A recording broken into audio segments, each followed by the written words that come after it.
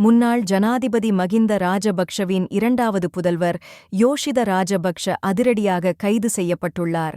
யோஷித்த ராஜபக்ஷ இன்று குற்றப்புலனாய்வு திணைக்களத்தினரால் கைது செய்யப்பட்டுள்ளதாக தெரிவிக்கப்படுகின்றது.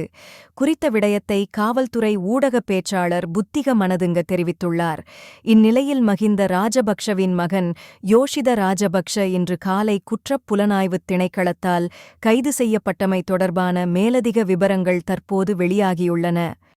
ரத்மலானை சிரிமல் பிரதேசத்தில் அமைந்துள்ள 34 மில்லியன் ரூபா மதிப்புள்ள வீடு மற்றும் காணியை வாங்கியது தொடர்பாக யோஷித ராஜபக்ஷவை சந்தேக நபராக பெயரிட போதுமான ஆதாரங்கள் இருப்பதாக சட்டமா அதிபரால் கடந்த 23ஆம் திகதி குற்றப் புலனாய்வு திணைக்களத்திற்கு அறிவித்ததைத் தொடர்ந்து இந்த கைது இடம்பெற்றுள்ளதாக குறிப்பிடப்பட்டுள்ளது.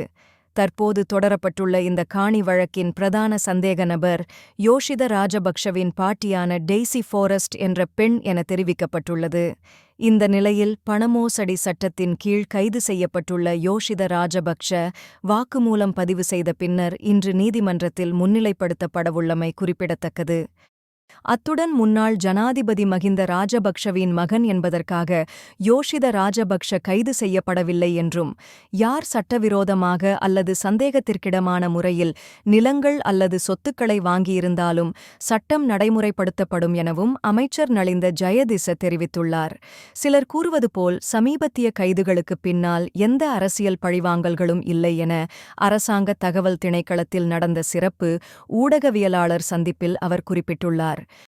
தொடர்ந்தும் அமைச்சர் கூறியதாவது, யாராவது சட்டவிரோதமாகவோ அல்லது சந்தேகத்திற்கிடமான முறையில் நிலங்கள் அல்லது சொத்துக்களை வாங்கியிருந்தால் அத்தகைய வழக்குகளில் சிஐடி விசாரணைகள் நடத்தப்பட்டது சட்டம் நடைமுறைப்படுத்தப்படுகிறதாகவும், யோஷித மகிந்த ராஜபக்ஷவின் மகன் என்பதால் கைது செய்யப்படவில்லை என கூறியுள்ளார்.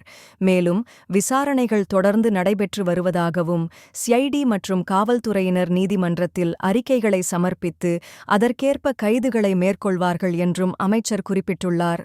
அத்தோடு கைது செய்யப்பட்ட சந்தேக நபர்களுக்கு பிணை வழங்கப்படுவது குறித்த கேள்விக்கு பதிலளித்த அமைச்சர், அவர்களுக்கு பிணையில் செல்ல கிடைக்கும், ஆனால் வழக்கு தொடரும். சட்டத்தை நடைமுறைப்படுத்துவது நீதித்துறையின் கடமை, அரசாங்கம் அதை எளிதாக்குகிறது என தெரிவித்தார்.